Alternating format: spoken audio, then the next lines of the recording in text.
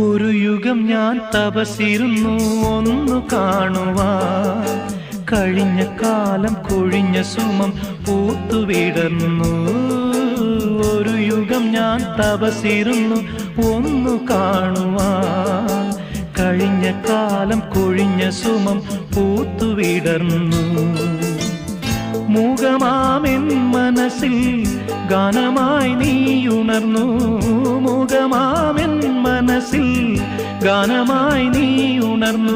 ഹൃദയമൃദുല തന്ത്രിയേന്തി ദേവാമൃതം വൈശാഖസന്ധ്യേ നിൻ ചുണ്ടിലെന്തേ അരുണ സഖിതൻ അധര കാന്തിയോ.